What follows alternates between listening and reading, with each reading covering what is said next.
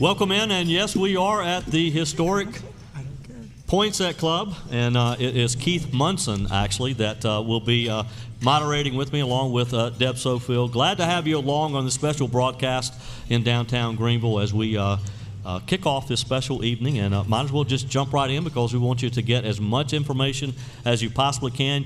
If you have a question, just text it to 877-235-9405. If you want to participate via the app, just text the keyword governor to that same number, 877-235-9405, and you will be able to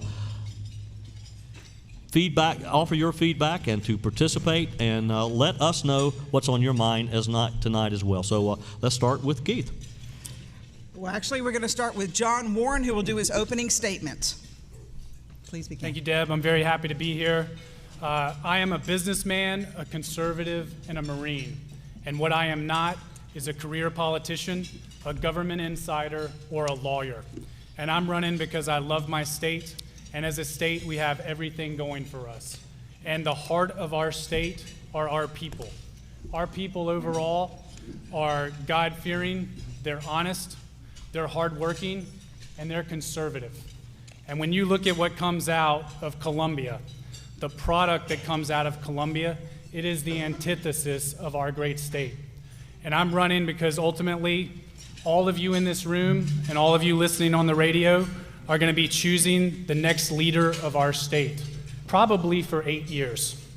And I can tell you that leadership comes down to a person's 3 characteristics that are most important. Number 1, it comes down to a person's core values. And I will tell you that I am a conservative, I'm a Christian, I believe in business sense, I believe in common sense, and I believe in service. The second principle of leadership is a person's core competencies. We can no longer continue to send people to Columbia to represent us and to lead our great state who have never been successful in the private world. People talk about economic development, but I'm the only one in this race that's actually created hundreds of jobs. And we need someone that has signed the front of a check and not the back of a check, running our great state. And we need someone that's grown a successful business, and we need someone that's led over 300 combat missions and has the leadership necessary to get the state legislature in line with a conservative reform agenda. And finally, maybe the most important thing about leadership is whether a person possesses courage. Because I can tell you, in being on the campaign trail for several months now, there is an entrenched political system that does not value the taxpayer dollar, who does not want to give the citizens of our great state control back over our state. There is an entrenched political class, an entrenched career politician class, and an entrenched special interest class. And I'm running to represent everyone in this room to bring conservative values and conservative reforms to our great state. Thank you.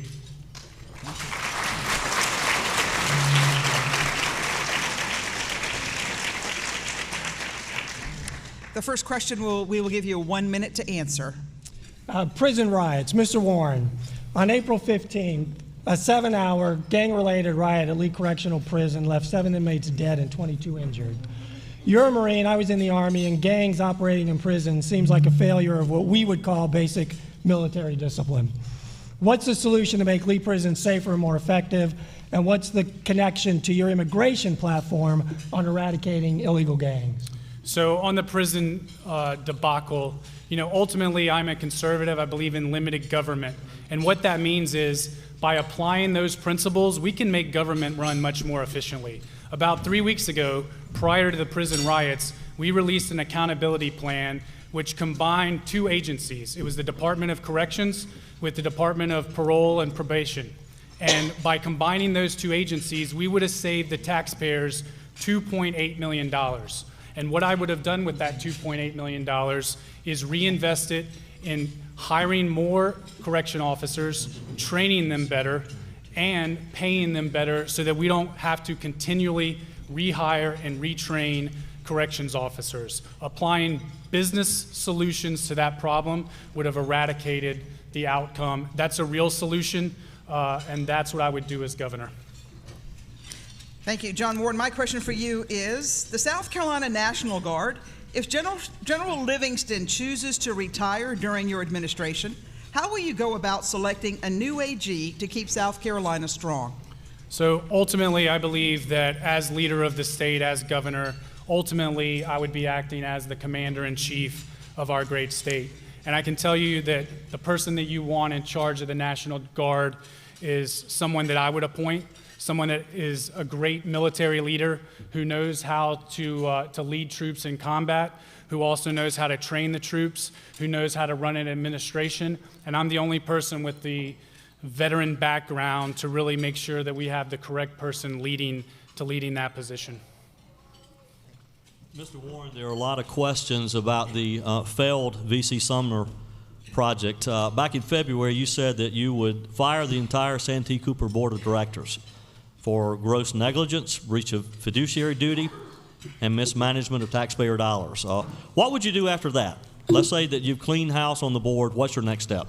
So I am the only one that's actually bought and acquired companies. And when we talk about the V.C. Summer debacle, that is an example of failed government. It's a failure because we have continuously elected career politicians that have no business sense. I'm the only Republican candidate to call for the firing of the entire Santee Cooper board. I would fire them for the gross negligence, as you said.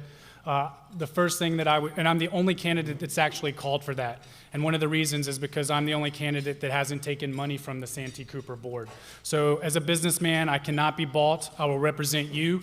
Once I fire the board, I'm going to bring in a competent board. Right now, there are only 2 board members that have any energy sector experience. So bring in a competent board, do a forensic audit to find out where the $4 billion that we lost as taxpayers went. I would immediately stop payment to where the ratepayers no longer have to pay for a failed nuclear project. And finally, I would bring in an investment bank to determine a valuation so that we can know what we do with that asset as taxpayers. Mr. Warren, I want to follow up on that question. Who should pay then for the debt that's been accumulated from the failed nuclear power plants? It seems if you don't make the ratepayers pay, you're going to make the taxpayers pay. I mean, you're in the lending business. Who needs to pay the debt for this construction project? So ultimately, who needs to pay it are the private companies that are involved.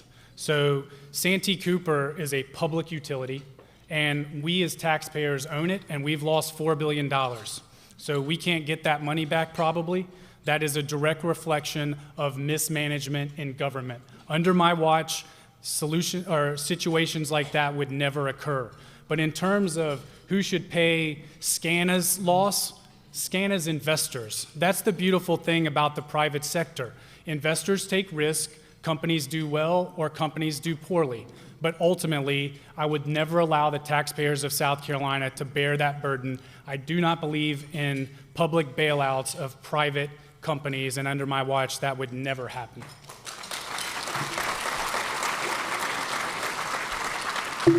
Mr. Ward, what is your position on oil drilling offshore, and are you opposed to simple testing to know if there are any resources? So ultimately, I am a conservative, and what that means is I believe in local rule.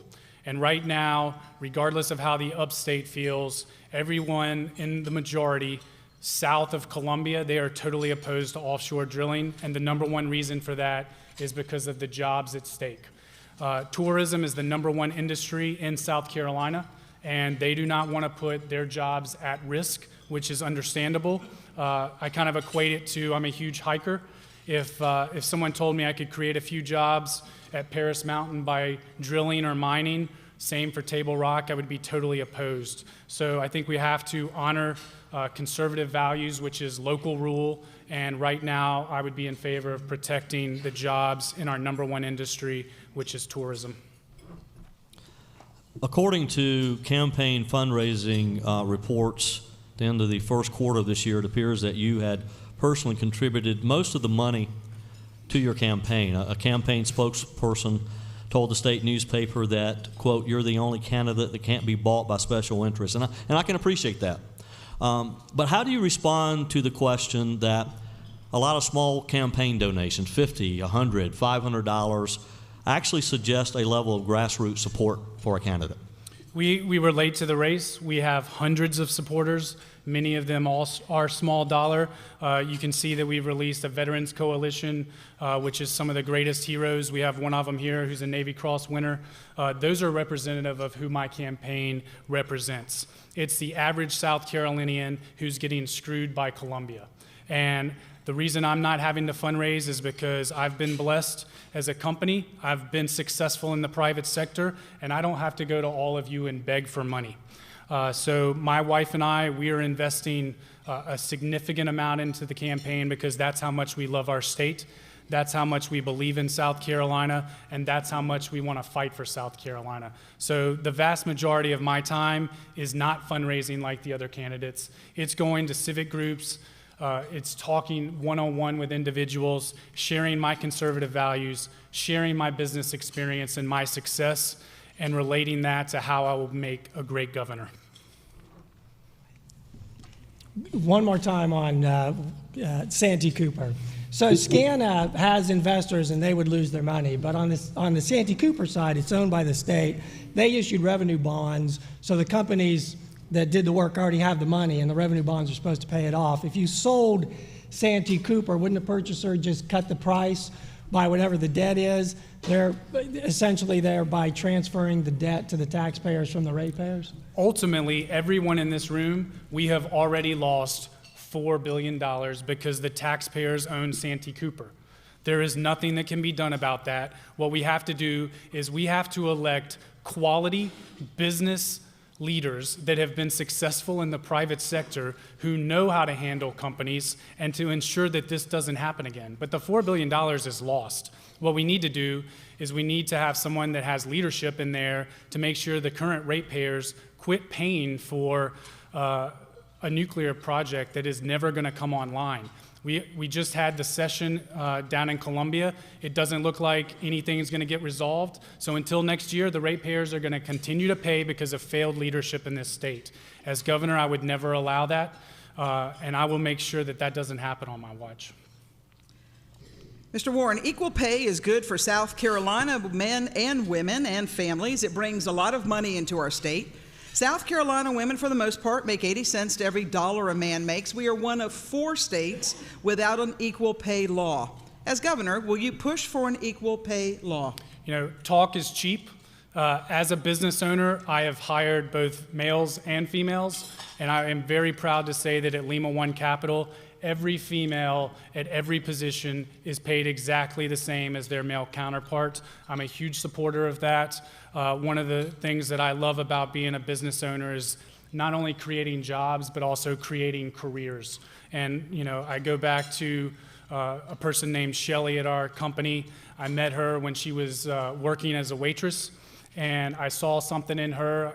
I thought she shared our core values and the core competencies to make her successful at Lima One, and we hired her. And today, we manage well over $1 billion, and she heads up the largest division of our company.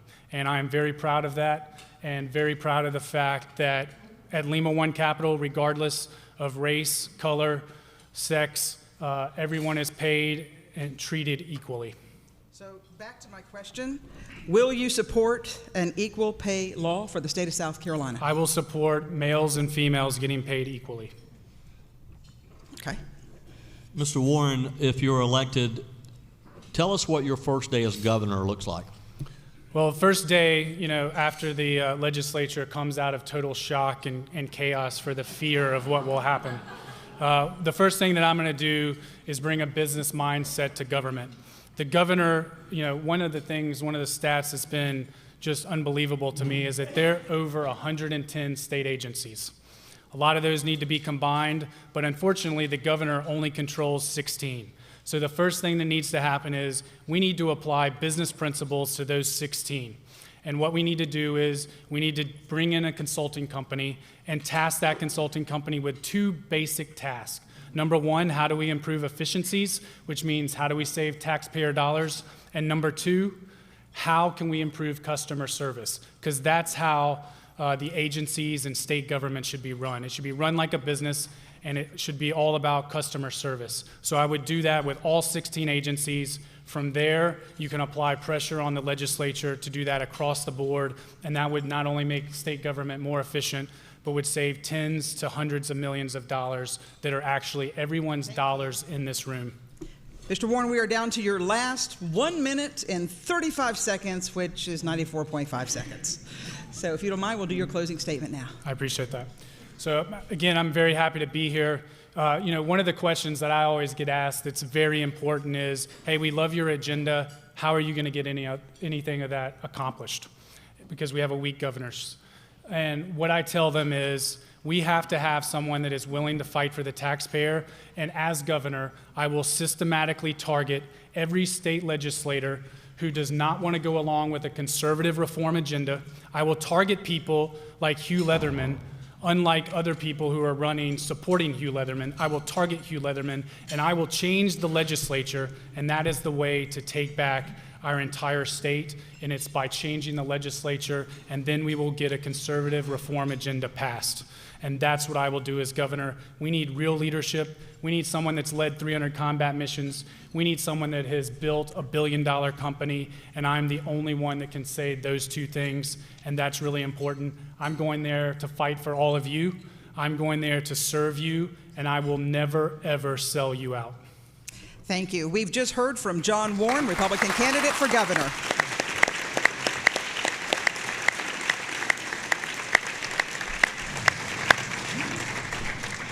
Our next speaker tonight is Catherine Templeton. She will begin with a 3-minute opening statement, and then we'll be able to ask her questions. Deb, I'm just going to do 1 minute so you can ask me more questions. It's your choice, my friend. How about that? Thank you. I'm Catherine Templeton. You know, where I come from, you show up when people need help. And I'm one of the first people that Governor Nikki Haley asked to help her make it a great day in South Carolina. You know, I can't unsee what I saw in Columbia, but I can't undo it. I'm a conservative outsider who's never run for office, but I stood with Nikki Haley for 4 years while we fought the Democrats, the liberal media, the entrenched bureaucrats, and the corrupt good old boys. And now, I know just enough about the way they self-deal and waste our money to be dangerous to those dinosaurs in the swamp. In fact, when the liberal media was so upset about my government reform, they called me, you ready? A buzzsaw. Y'all seen those commercials, I'm sure. And they did it because I actually fired 100 entrenched bureaucrats. I saved $68 million in taxpayer dollars. I went 3 for 3 against the Obama administration, and I brought 7,500 jobs to South Carolina families. Maybe that's why when President Trump considered me for his labor secretary, his team called me a triple threat. Or maybe it's because I'm a mom and a fighter, and I can't be bought. I'm Catherine Templeton, and I would like for you to show up and help me make it a great day in South Carolina again. Thank you.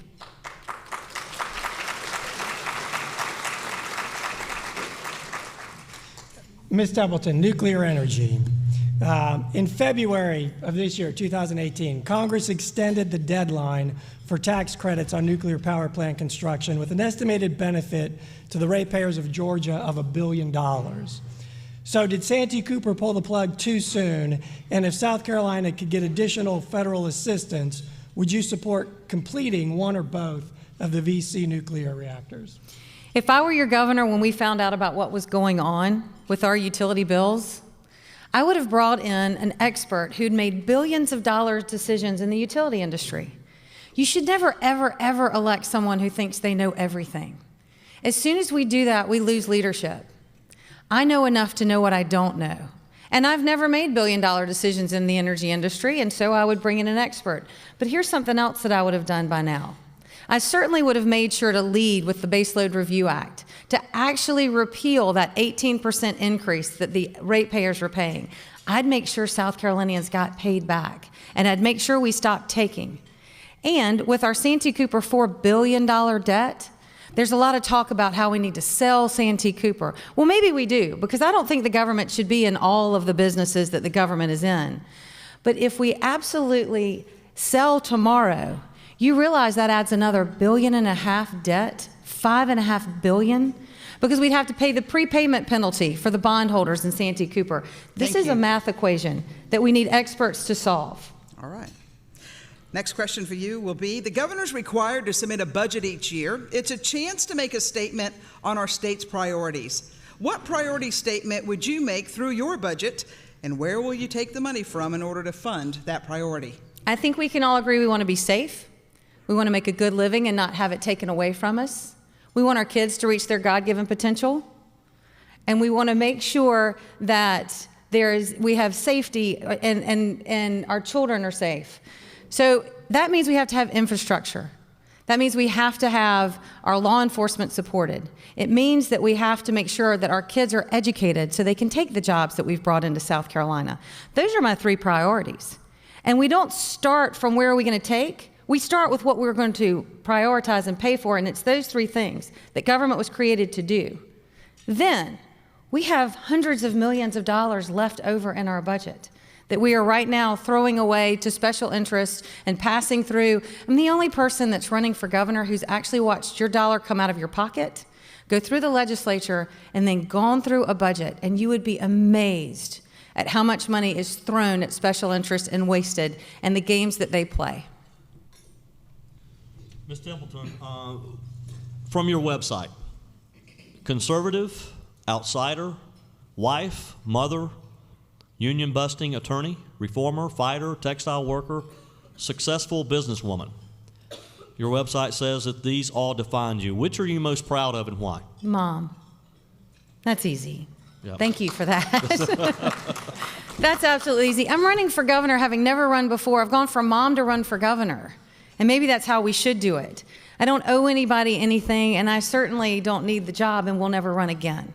I'm running because I have 3 beautiful children, and I want to make sure South Carolina is as wonderful and has the same opportunities that it did when I grew up here from my children after they spread their wings.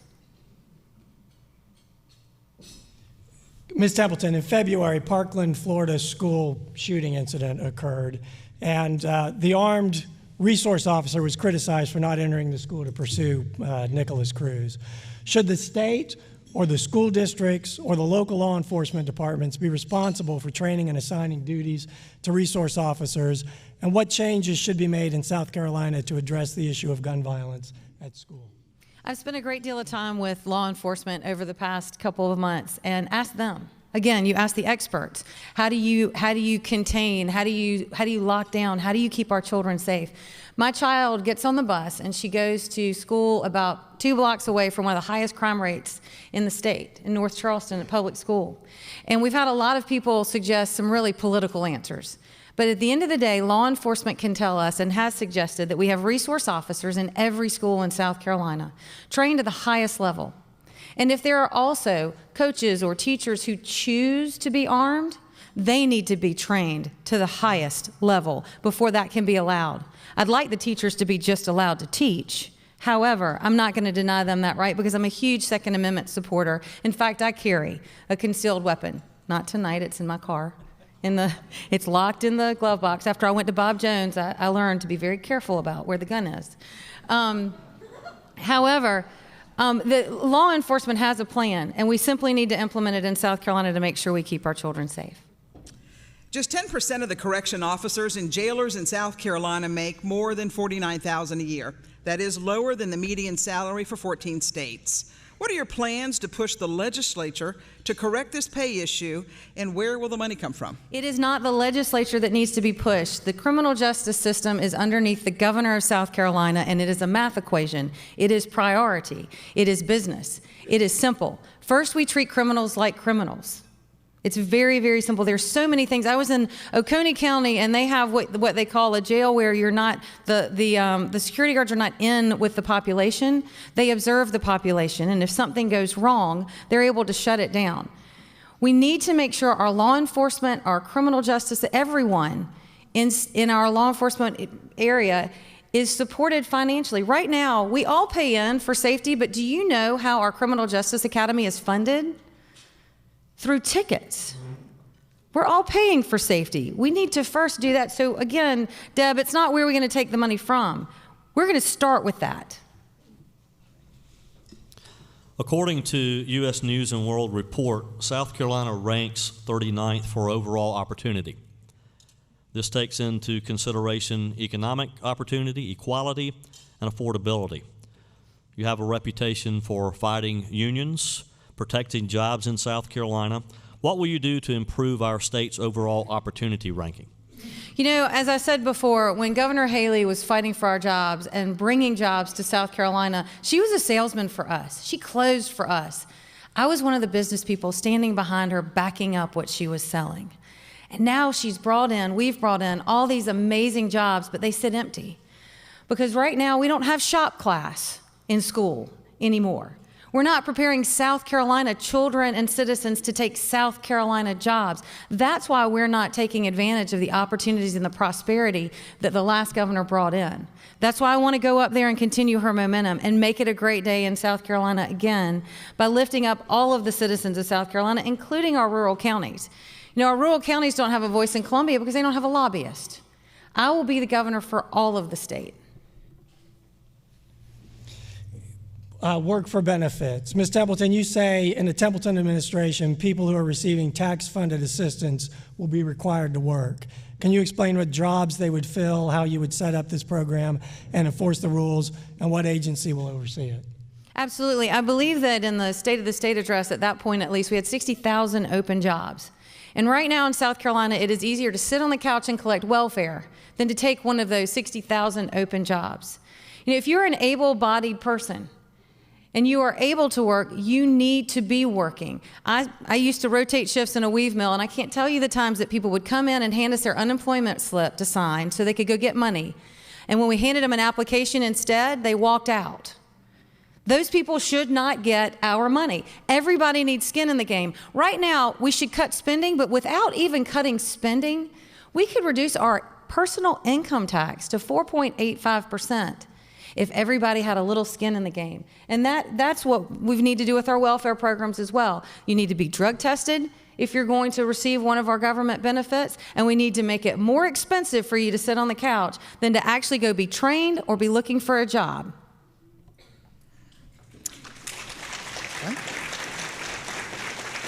In 2017, Donate Life South Carolina Organ and Tissue Donor Registry had a record year of life-saving transplants completed in South Carolina. Our state is now listed in the top 5 most giving states in America. Currently, there are over 2 million South Carolina heroes who have said yes to organ and tissue donation. As governor, will you support a state budget to maintain the annual supplemental funding for this living gift to our citizens of our great state? I'm not sure how much the budget is and what it goes for, so I don't know the answer to that. I'd have to look at it. But I am an organ donor, if that makes you feel better. It might. It's no secret that President Donald Trump was not your first choice in the primary. A few weeks back, Breitbart reported that the American Future Fund had spent $6.7 million in 2016 attacking President Donald Trump. They called him a fraud, a phony, a BS artist, and this same group now is supposedly supporting you. Is that true? And if so, and if you're elected, will you be able to work with the Trump administration? I'm a huge supporter of President Trump. In fact, I believe I told you just a minute ago, he offered, I was there before Kanye and Carly at Trump Tower. This is what I like to say. In South Carolina, we have dinner with our presidents. I mean, I think that Governor Henry McMaster endorsed Lindsey Graham until he got out. I endorsed a different candidate until he got out, and President Trump was not in the race when I was recruited to help. So of course I'll work with President Trump. I support his policies, and I'm very proud that he's gone to Washington and he's doing what he said he would do for us. That's what we want. We want someone that'll tell us the truth, that'll do what they say they're going to do, and that has the same values and is fighting for us. And so I look forward to working with President Trump. Enjoyed the meeting that I had with him at Trump Tower. I've answered a lot of questions. People want to know all about him. And yes, he's a good listener. and a good man. Thank you. We have now come to the end of our opportunity to hear from you. You have 94.5 seconds to wrap up. Thank you very much. You know, we have wonderful, wonderful statesmen and wonderful business people running in the Republican primary for governor. And the thing that we need to make sure that we keep our eye on is that blue wave. Anybody in this room, I mean, we are family in this room. The enemy is outside the door criticizing all of us for our values.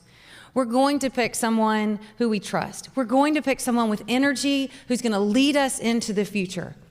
I'm the only candidate that's running for governor who's both been in the private sector virtually my entire life, from South Carolina for my whole life, and actually had that 4 years of experience and on-the-job training, taking everything that government does and watching how it affects us. Governor Haley and I did some great things. I want to do more. I love the buzzsaw. I think that is a wonderful thing that they called me. It hurt my feelings at first, but I love it because I want to go back to Columbia and take a buzzsaw to government. It is out of control. So again, I am Catherine Templeton. I am offering myself for service to you. I hope that you will help me and that we can make it a great day in South Carolina again. Thank you.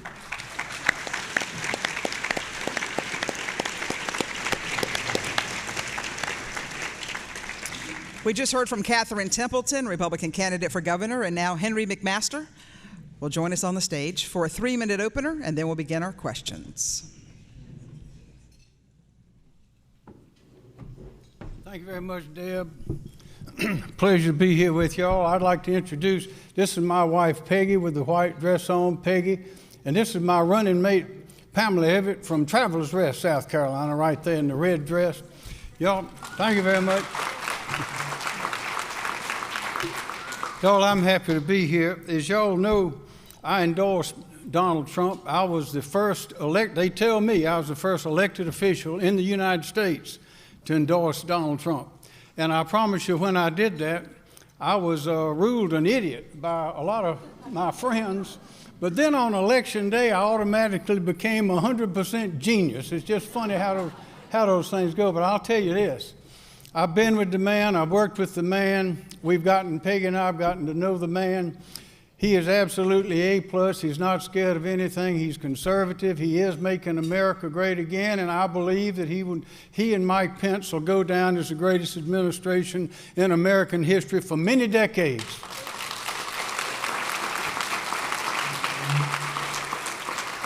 I'm proud of him, and I'm proud of what he's doing, and what I'm trying to do here in my time as governor and as lieutenant governor is do the things that he's doing.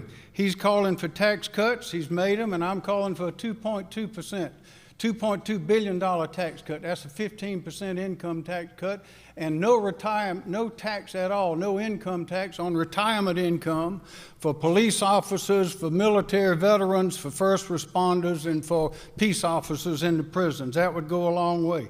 I'm also cutting regulations. I've issued an executive order to cut them, just like he has done, and it's making progress. And I believe in economic growth, just like he does. I think that is the core of our future, and we have the assets that we have in South Carolina. We have all that we need for the greatest economic growth in this country. And just in the time that I've been your governor, since January of last year, I've announced 18,000 new jobs and over $5 billion of investment. And ladies and gentlemen, it's still coming, because the people around this country and around the world look at us and they see the assets we have and they say this is a handshake state.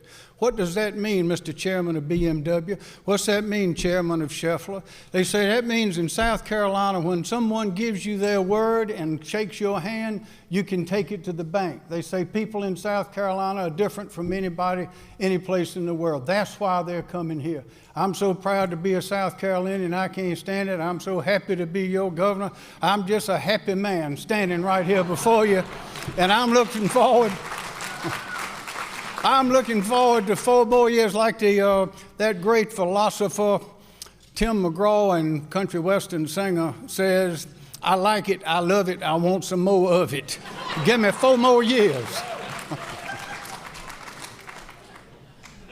Mr. McMaster, yes, sir. Traditionally, the president selects his or her running mate after the primary.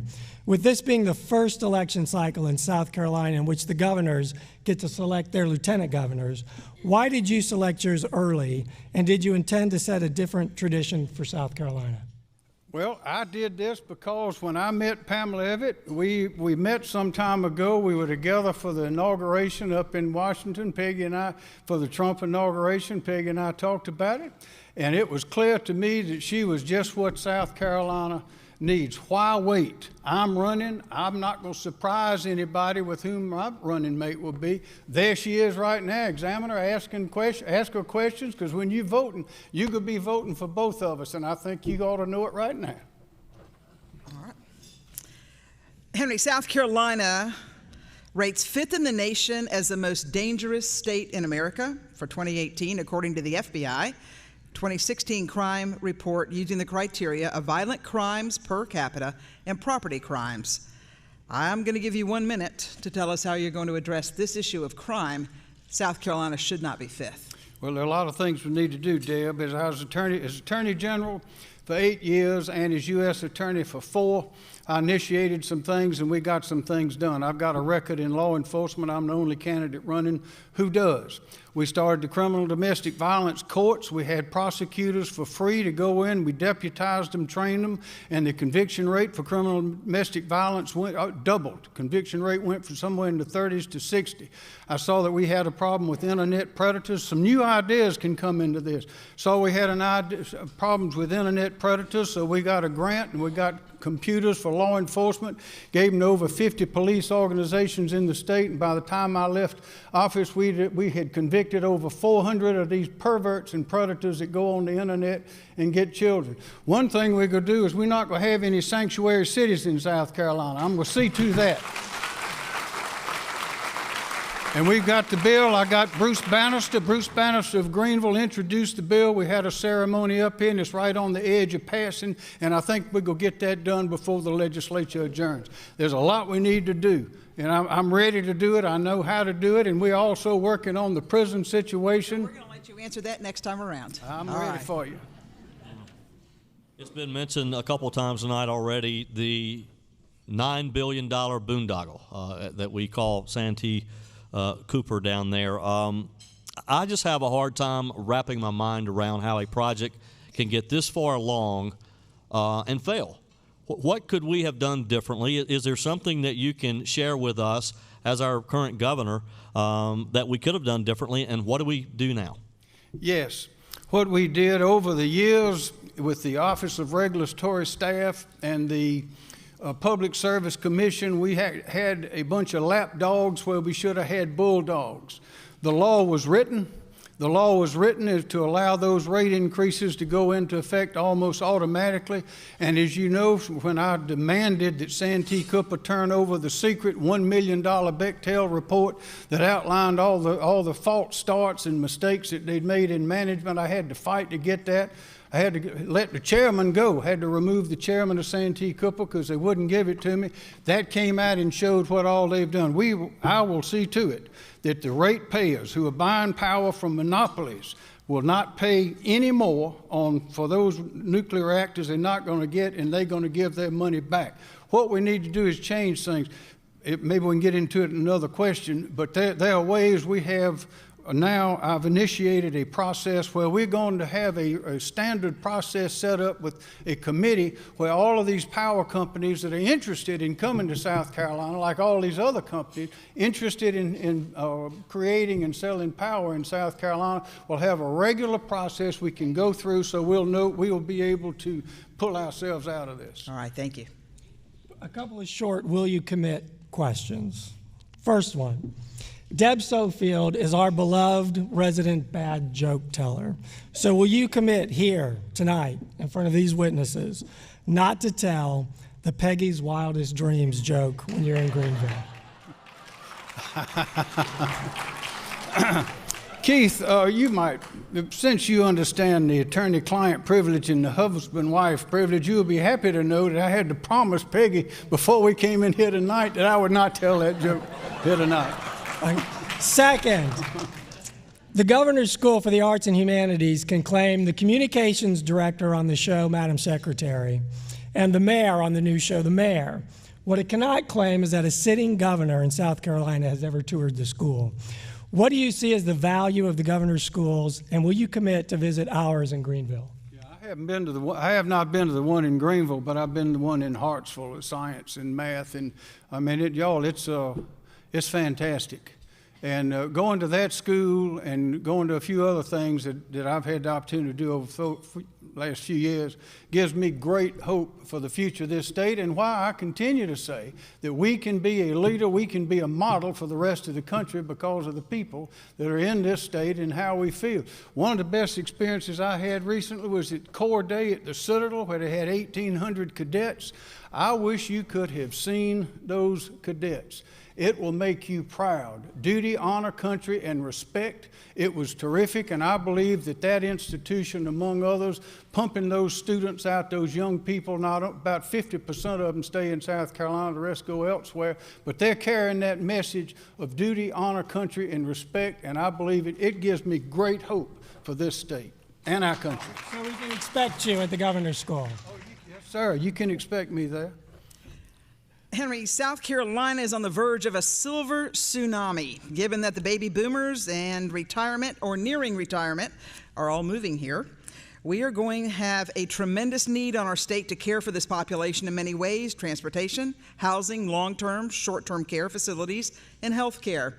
As governor, what plans do you have that might address this growing need with our current state funding? Well, you are correct. We are not prepared for it. Lieutenant Governor Glenn McConnell made that clear. He's the one that coined the phrase gray tsunami. I went into that office after he left, and he's right. We're not prepared. But one thing we're not going to do is depend on Obamacare to take care of us.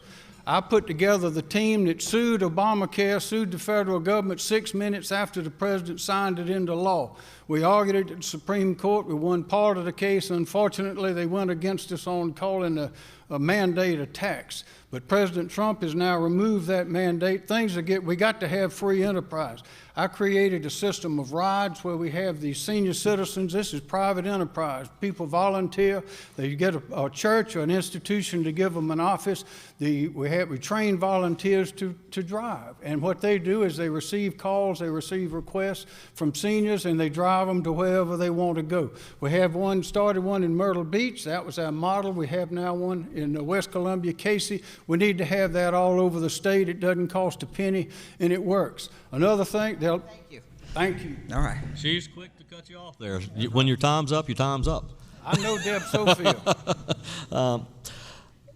With the shooting in Parkland, Florida, back in February, a lot of discussion has been made about common sense gun reform. That's what it is constantly referred to. Time magazine named the students as part of their 100 most influential. Barack Obama wrote in that Time magazine article, quote, "They have the power so often inherent in youth to see the world anew, to reject the old constraints, outdated conventions, and cowardice too often dressed up as wisdom." Now, this sounds poetic, but let's be realistic. I'm not sure I understand what common sense gun law is. What can we do? You're a former U.S. attorney, former attorney general. You've had experience in state government at many different levels with law enforcement. How can we make our schools safe? Well, to begin with, President Obama said a lot of nice words over his time, but I wouldn't take all of them to the bank myself. One thing we can do, and this is something we don't have to study, we don't need any committees. We had the two chiefs of SLED that between them go back however many years, Robert Stewart and Mark Keel, at a summit I called some time ago. We had it in Columbia. The first thing we need to do is the least expensive and the quickest to do is to have a certified, trained law enforcement officer in every school, every day, in every county, in every district, anytime there are any children there. That is the best thing that we can do, and I asked the legislature to do that in January. I asked just to give us some money to make a start. Most of that is paid for at the local level. Some counties don't have much money. Some districts don't have much. A lot of them are wasting a lot of money. That's another question with duplication and boards and all that. But we must have a trained law enforcement officer in every school in South Carolina. If we do that, that will be the very first and best thing we can do. All right, so we've come to the end of our time with you. Henry McMaster, you've got 94.5 seconds for a closing statement. Well, we've got, as you've heard me say, we've got enormous opportunity in South Carolina. With the great research universities, the best technical college system in the whole world, everybody knows that. A port that's getting deeper, getting better, and 2 inland ports, the mountains, the oceans, but the main thing, as these visitors from other places have told us, are the people. And you just can't produce people like this. I have great confidence in us in South Carolina. I know that there are many, many things we can do, but I tell you what I worry about, one thing. I worry about the lessons that the young people are learning when they're watching on television and they're watching a lot of the things they see. I wonder if we are setting the right example. And I wonder what has happened to our courts. Thank goodness that Donald Trump is the president. He is appointing good judges. Can you imagine what would happen if Hillary Clinton were appointing the judges? Can you just imagine what they would do on the issue of the First Amendment and prayer? When I was Attorney General, we had a Wiccan priestess in Lake Falls who sued the town council because they dared to open the meeting with "In Jesus' name." We were not involved in the case, but I told them, you go ahead and pray that way, and if anybody sues you, we'll represent you. Is anybody here from Miracle Hill that does the foster care? I've issued the order. We're going to get a waiver so that that institution can continue to practice their Christian beliefs. Sometime, people are going to understand that when the government tells you what you can't say in your prayer, they're telling you what you can say, and that is a violation, what you must say, and that's a violation of the First Amendment, and I'm going to stand for that, I promise you. All right. You've heard Henry McMaster, Republican candidate for governor, here at our event this evening. Our next speaker tonight is Yancey McGill. He will come and join us. He will have a 3-minute opening statement, and then he will have questions after that. We have received word that Kevin Bryant most likely will not make it this evening, and there will be a message. I believe Nate will give us a message from him. And as we see that we've got a little more time, we might have all the candidates come back up and do a little more personal questions, something to get to know their personality. We're still working on the timing here, so please work with us, and we want to make this an event where we learn the people who, by this job, want to lead us in our great state. This is Yancey McGill. Yancey, please begin. Thank you, Deb. I appreciate it first to our Governor Henry McMaster and the First Lady. God bless you both. You inherited a lot of things in this state when you became governor, and that is to be clarified up front. There are a lot of decisions you're having to make that should have been made a long time ago, but you've done well with these issues. I would like to say to the Secretary of State, Mr. Hammond, and also the Attorney General who was here a little bit early and other elected officials, it is a delight to be here in Greenville, South Carolina. You wrote the book on economic development. All over this state, the other 45 counties are trying desperately to follow the pattern that Greenville set. And it's happening with Bobby Hitt and with many others. It's making a big difference. Governor, I heard you said about those new jobs that are coming in. We know the importance. I'm from down in the Kingstree area, and years ago we decided economic development was our only way out. That when you had a problem in government, what you do not do is tax people or borrow their money. Because if you start that taxation, you will continue taxing. And if you borrow the money, you got to pay it back. What you do is you grow the economy. I will tell you this, that this economy in South Carolina is doing well. We have a AA, AAA credit rating. It didn't just happen. It took years of all the corporate companies of this state working together to make that difference. And I can tell you that also right here in Greenville, tonight is very important because we will leave this room and we will talk to people all over this state about who the next governor should be. I know Catherine, who is seated right here near the front, and Mr. Warren, who is here. All these candidates are not just qualified, they're very qualified to be governor of this state. You need to know that. If there were 100 people running for governor, that would be a good thing for South Carolina. I will tell you this, that we started years ago in local government. We were very fond of home rule and local government, but also we were in the Senate for a number of years. And matter of fact, let me go ahead and say this as baseline deal with the power companies. I remember them passing the bill through the floor of the Senate, and it got in my hands, and I looked at it, and it was very plain that if you signed off as a co-sponsor of that bill, you were endorsing the future passage of that bill to take and let the taxpayers of this state, if that project failed, each person in this room would have to foot that bill. Well, I did not sign that bill. I did not co-author the bill. And I also can tell you that what is going on today is, I think you're right, Governor. I think it should have been set aside by new law this year already. The idea of the ratepayers spending all that money and the people on fixed incomes, you're talking about Deb seniors.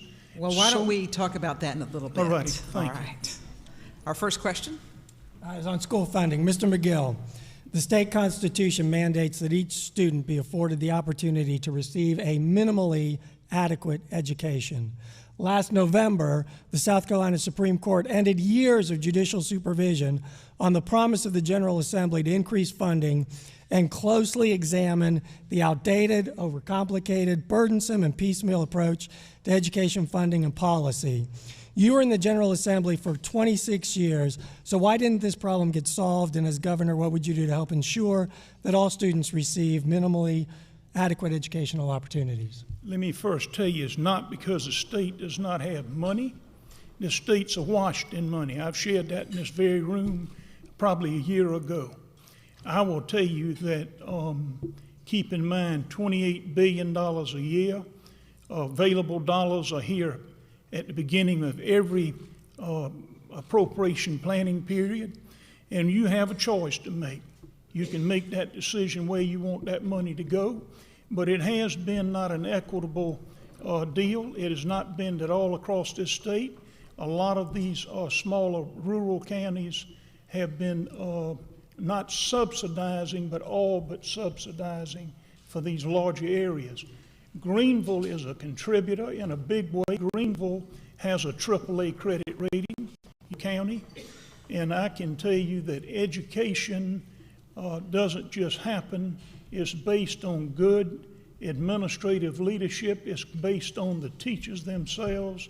And I will tell you this, the executive branch has just got to take the lead and say, this is what we're going to do. All right, thank you.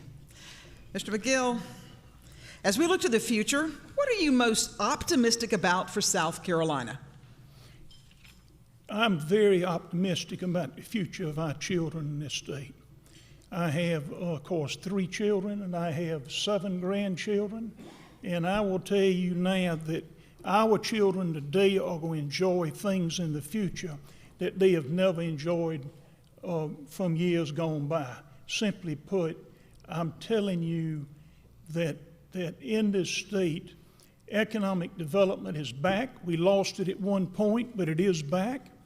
And I can tell you that the wages that people are making are starting to increase. The per capita incomes across this state are starting to increase. And I will just say that that the future is absolutely going to be wonderful for this state. Thank you. Mr. McGill, what's an example of legislation that you worked on while serving in the state Senate that you're most proud?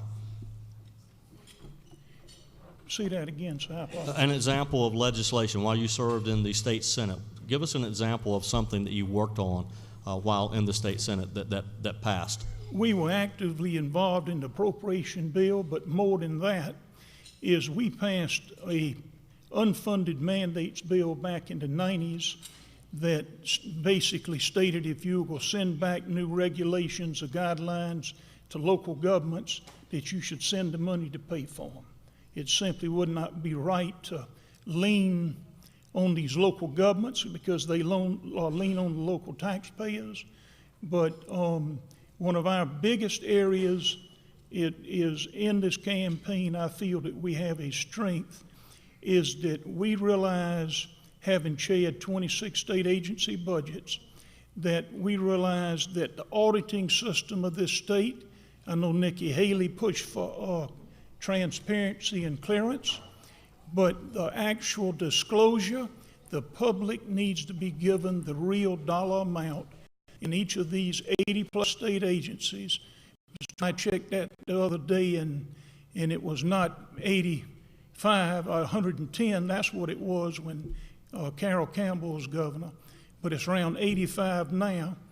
But I will say this, that the knowledge is this state can meet the needs with the existing money that they have. When they talked about DOT not having the money, excuse me, go ahead. Thank you. Yes, ma'am.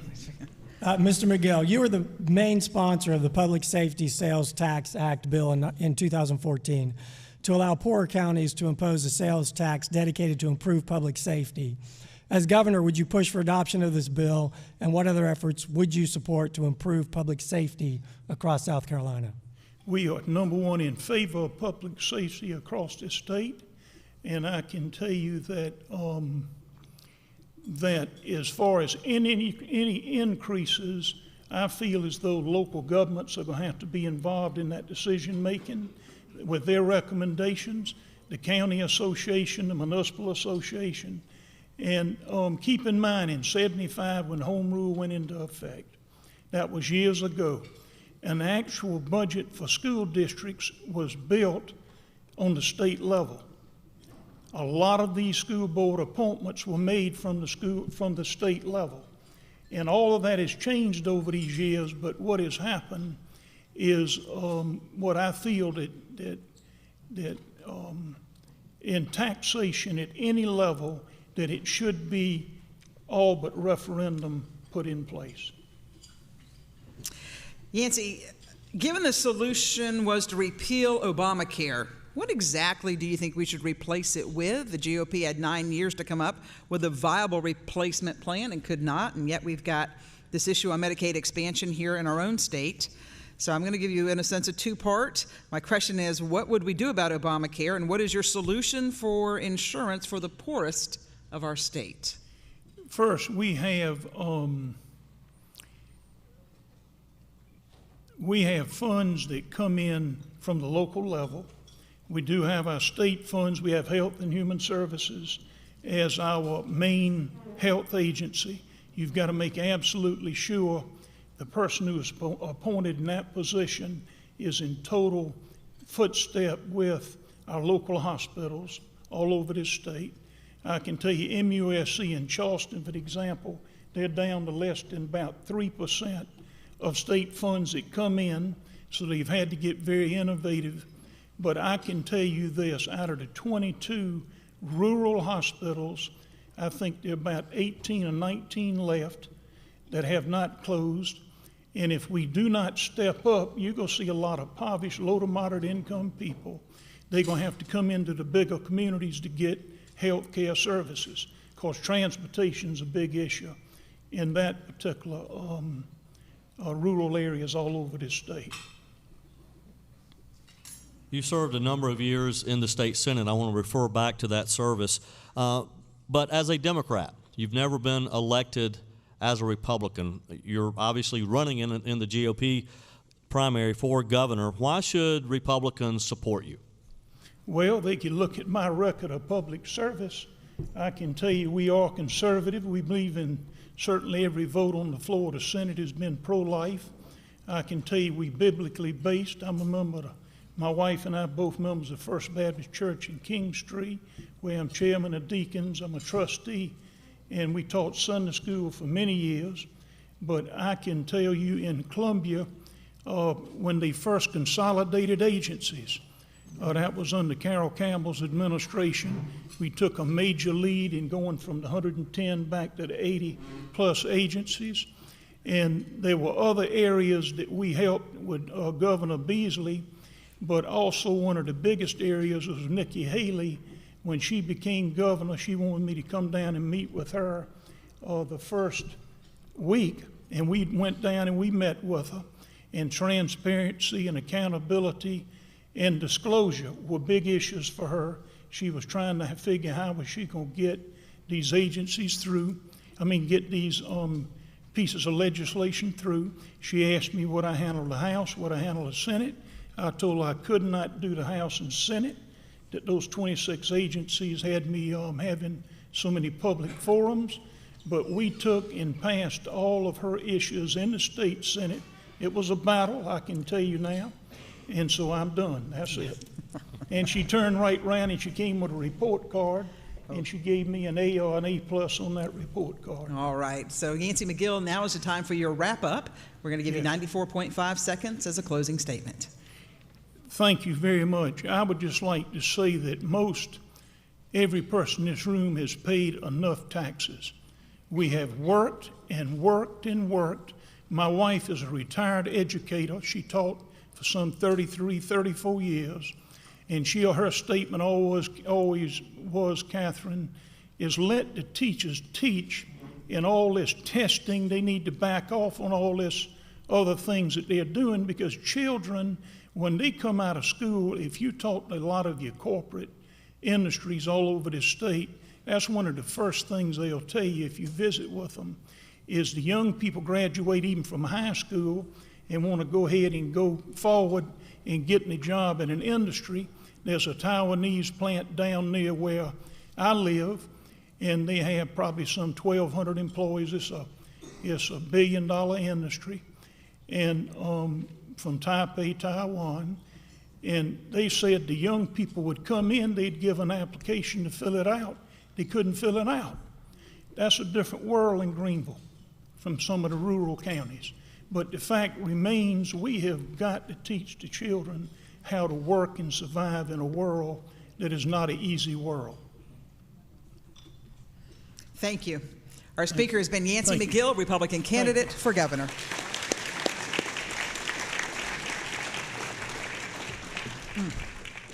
Made me nervous. The Lieutenant Governor has not been able to break away from the Senate, and he sent me a message and asked me to read it to you. Dear fellow conservatives, I regret that I cannot be with you this evening, and I hope to be with you again soon. My duty as President of the Senate has kept me in Columbia this evening as the Senate debates legislation to restrict dismemberment abortion in South Carolina. The President of the Senate rules on points of order, such as the propriety of any amendments and votes in the case of a tie. I know that we all agree that legislation that reinforces the right to life of all children is the most important that moves through the General Assembly. And while I regret my absence there this evening, I am proud to have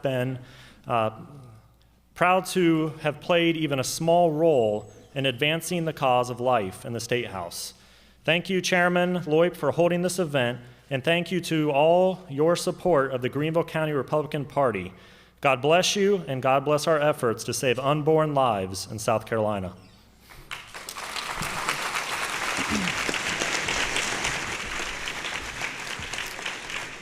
Well, we're actually looking at the time, and we realize that we still have a few more minutes, and this is such a great opportunity to have the candidates with us. We'd like to do, in a sense, a fun speed round. We're not going to hit you with hard questions. We'd like to get to know you personally. So I'm thinking we could probably do maybe 5 minutes with each, and that'll run us to the end of our time. We'll keep our same order. John Warren, we'll let you come to the stage, and we've got really hard questions for you, like, what's your favorite Girl Scout cookie flavor? Mint chocolate. All right. Yeah, the one thing about this race that's so surprising is that for some reason all my suits have gotten tighter since it started. So, all right, just give him one thing. So John Adams, Thomas Jefferson, Woodrow Wilson, and General Andrew Jackson were all lawyers. Why is being a lawyer not a trait for the South Carolina governor? I think the best thing where we are right now, back then government wasn't that small, or it wasn't that large. It was very small. The highest quality people went to serve our great country and our great state. We've digressed over time, and we've had people that have not been successful in the private sector, and they're starting to go into government. And when you look at lawyers overall, they're the ones that are producing all these laws. We need someone that goes down there and knows how to run a P&L statement, someone that has signed the front of a check, not the back of a check, and that's why it's important to have someone that knows business sense down there in Columbia. If you were to write a book, what's the title and the subject? I think the title is Perseverance, because ultimately, you look at my life, I've been very blessed. God has blessed me with an unbelievable wife in Courtney. It took perseverance to win her over. I tell people that we met on a blind date shortly after she left working for President Bush in the White House. I tell people that by the second date, I knew I had to marry her, and she felt the same way. It just took her a year and a half to get there. So perseverance would be the title, and I think that is what is needed when we take on a very liberal legislature down in Columbia. So, John, what book is on your nightstand that is your fun reading? I don't think I do any fun reading anymore. The fun things that I do when we're traveling, I like listening to the 4th Congressional debates. I like listening to PTI, so those are the fun episodes that I have. All right. What was your New Year's resolution? New Year's resolution was to be governor, and I think we're well on our way.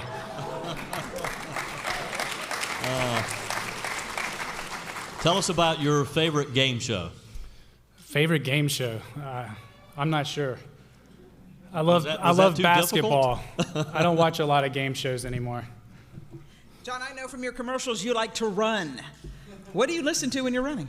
I used to listen to business books because I was always trying to learn and get better. Right now, I'm listening to a variety of different things, but I don't get to run as much as I used to either, which my wife is upset about. She's run 9 marathons. I've only run 2, so I need to catch up to her, but it'll have to wait. And your favorite subject in school? PE followed by recess. I dominated those subjects. Why the Marines and not the Army? The Marine Corps, ultimately the Marine Corps is about honor, courage, and commitment. The greatest honor of my life was getting to fight for my flag, was getting to lead Marines in combat. The Marines that I led, I have so much respect for them. Our platoon, when we were in Iraq, we earned 1/3 Purple Hearts, not me, but the platoon, due to casualties, earned 1/3 Purple Hearts. We lost 18 killed in the battalion, and I can tell you that the men and women that we have guarding our walls, protecting all of us in this room, getting to lead them, that was by far the greatest honor of my life, and fighting for the flag.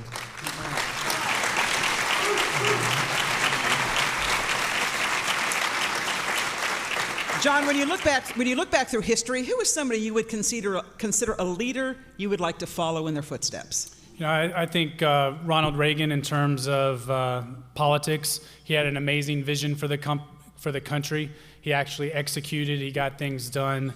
He was a true conservative, a leader of our country, and I think he's a great example of someone that we need to follow. We need more people like Reagan who upheld the conservative ideals rather than just talking about them. We need true conservatives. We don't need any more Republicans. We need conservatives that are going to pass limited small government and make our great state better. And your first car? My first car was a raggedy old Explorer, but I loved it. Thank you, John Warren, Republican candidate for governor. Thank you.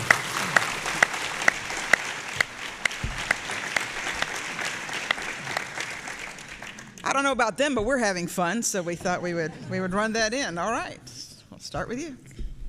So what other tools are you handy with that are in your tool besides a buzzsaw? My biggest accomplishment was installing a dishwasher, which, keep in mind, requires plumbing and electricity, and I had to turn the electricity off to not kill myself, and it took me so long that I was doing it at night. But it actually worked. Latest movie you took your kids to? That I took my kids to. If I go to the movies, I am not going with my kids. All right, how about latest movie you went to? The one with Winston Churchill. What was that one called? Winston Churchill. No, it wasn't called Winston Churchill, was it? It was the one with Winston Churchill. Darkest Hour. Thank you. Same question I asked Mr. Warren. If you were to write a book, what's the title and subject? Fight Like a Girl. But it would be all about not fighting and not being a girl. I used to travel with Sandra Day O'Connor, and everybody, no matter who it was, press, people, they'd walk up and say, what was it like to be the first female justice of the Supreme Court? You know what she would say? I hope I was just a good justice. She led with being competent, and the fact that she was a woman was a different perspective. And I think that we lose that sometimes when we're talking about equal pay and we're talking about, I've had more people say, are you going to run because you're a woman? I mean, you're the only woman. Shouldn't you highlight that? I think it's evident. And it's not something that you highlight when 51% of the population has that same unique trait.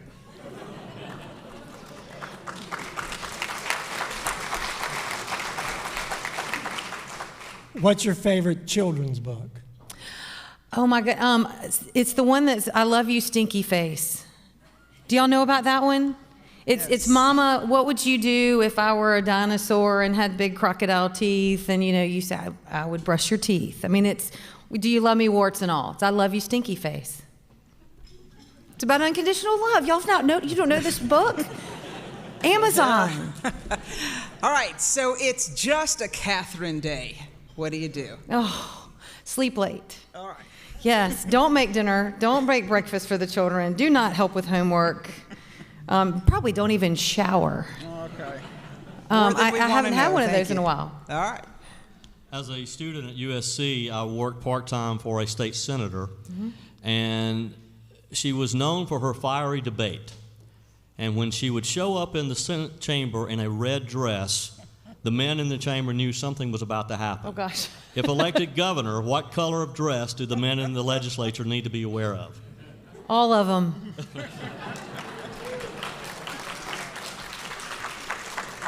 What was your least favorite subject in school?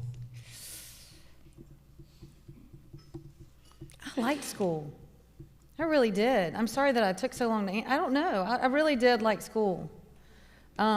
Maybe some of the Socrates and Aristotle got a little bit boring, but otherwise, I enjoyed it. And as a political economics and philosophy major, I can say that. South Carolina is very proud of the palmetto tree. Why? Well, because it defended our forts. I mean, the cannonballs actually bounced off of it. I mean, it is a fabulous symbol of the defiantly independent people that we are. And of course, it's sort of like having a buzzsaw. I mean, if we can have a symbol of our strength, we should do that. All right. Sure. Your first pet, what was it? Name?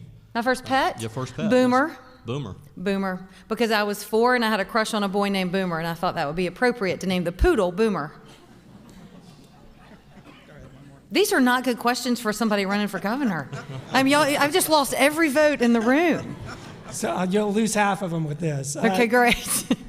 Team Edward or Team Bella, and why? Team Edward or Team Bella, and why? From Twilight. I never watched Twilight. Yay, I kept 100% of the votes. Actually, we're out of time. Catherine, thank you very much. For having Catherine me. Templeton, everybody, Republican for governor.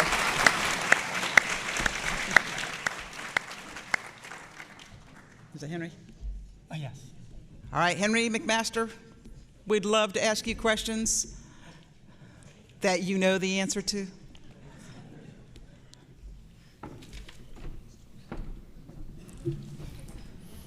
Yeah. So who would you credit with your twang? My what? Your southern drawl, your unique southern drawl. Where do you get that? I'm from Ohio. I'm just trying to learn. Well, it shows.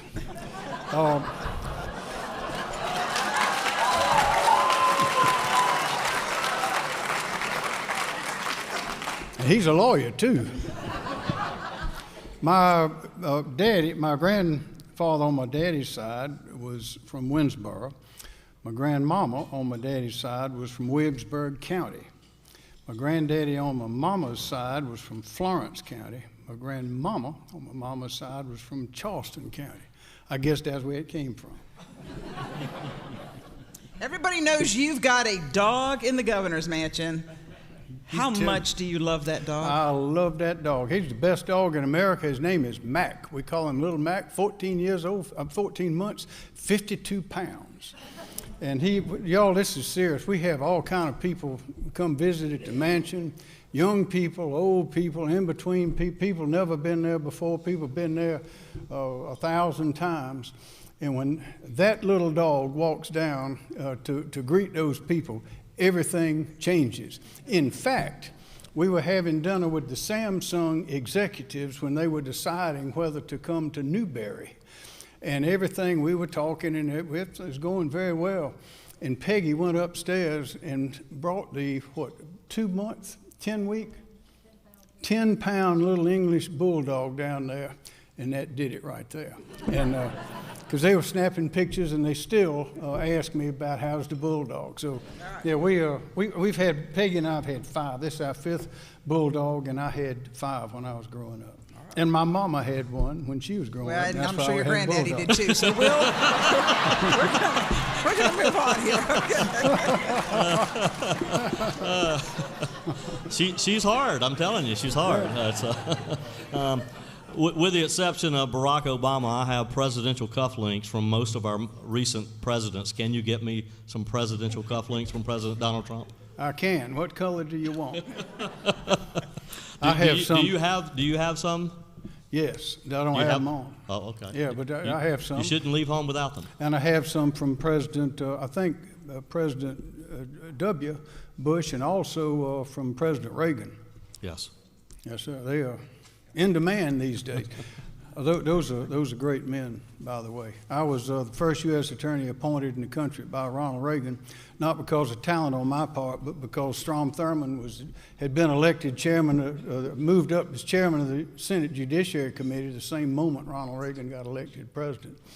And so I was on his recommendation that President Reagan appointed me, and it was a fantastic experience. That was a great man. Okay. Both of those men. What are you currently reading for pleasure? I have a book by Trump. I have a book about Andy Jackson, and I'm always reading something from Walter Edgar's wonderful book on South Carolina history. I recommend that to you. There's a man in Greenville named Scruggs that writes a lot of very interesting things. You ought to read those things. Henry, what's your favorite sport to watch on TV? Probably football. I don't get to watch it much anymore, Deb. But I like football. All right. Your favorite game show? Don't have a favorite game show. Don't watch game shows. No, favorite board game? A favorite board game? Scrabble. Well, I think I graduated up to checkers at one point, I think. That's about it. Henry, we're out of time. Thank you so much. Henry Thank McMaster, you. Republican governor for Canada. Candidate for governor. Sorry.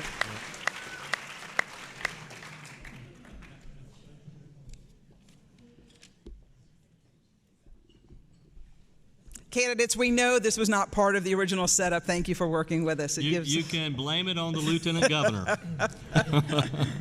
All right. Go ahead. So I'll ask, what's your favorite sport to watch on TV? Football. And what are you reading right now, Yancey? We are studying some of the state appropriation bill. No, come on. What's on your nightstand? I'm telling you right now, every ounce of every day, these people that are running will tell you, early morning, late at night, we are all over the state in meetings, which is a good thing because we're learning all about things we did not know about.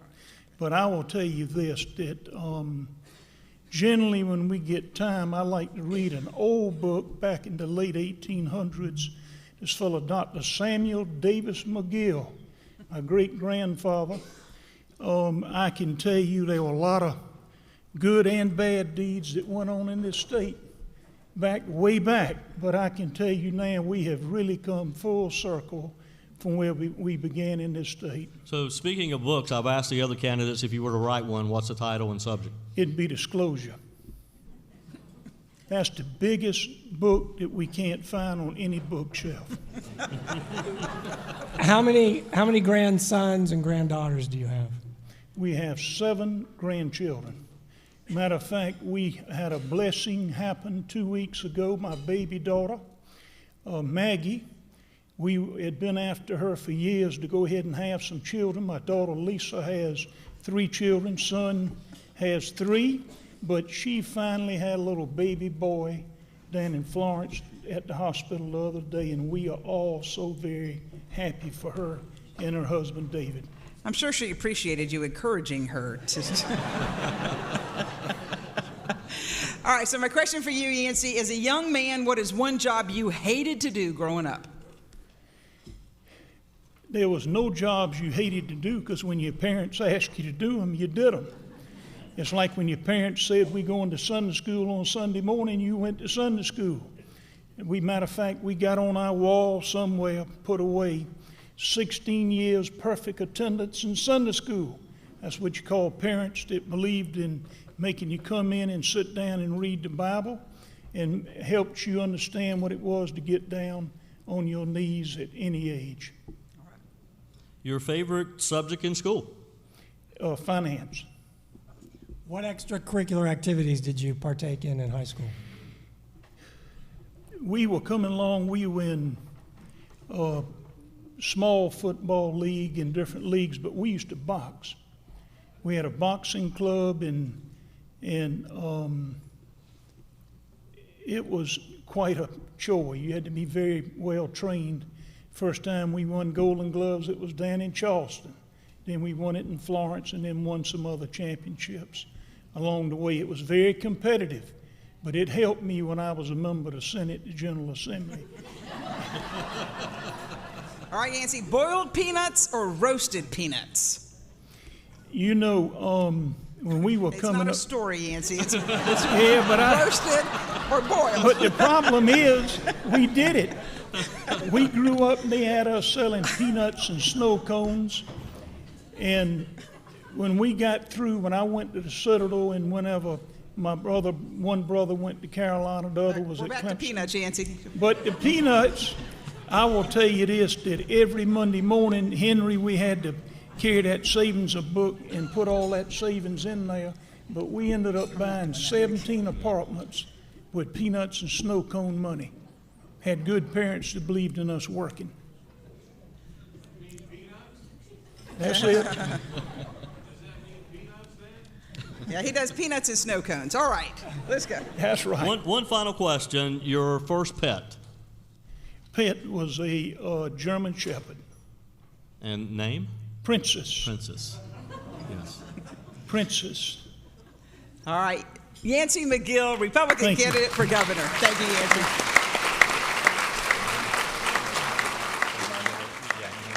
You're right now. That's going to wrap up our program. We will return in just a few minutes after we get you updated with the latest news. Deb Sofield and Keith and I will kind of tell you what you just heard. You know how those commentators always tell you what you heard during a forum like this? Glad to have you along on this special broadcast on 94.5 WGTK, The Answer.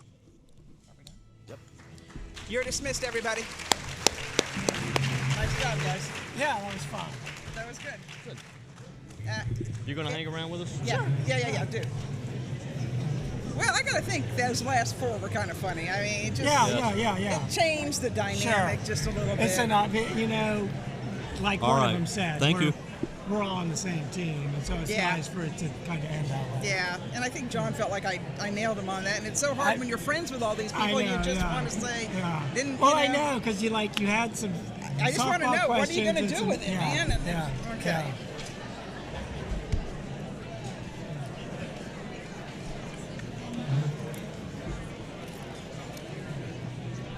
Yes. We were together. I recognize him. Brenda, where were you? Now let me think. That's right. Whatever happened to her? You know, I looked on Facebook, thinking I could find the last name or a family or something. I have never been able to find her.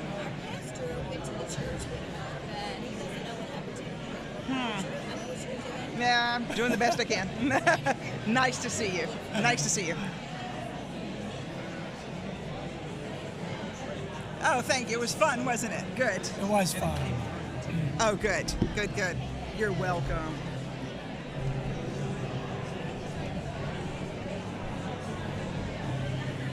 The YouTube is still going and they can still hear us. Okay. Thank you, Jennifer, for letting us know that. Post-debate. She's saying your mic is still on too, so let me get their attention. Yeah, how come I didn't get a shield? Pardon? Do you see the numbers? No. Check your email.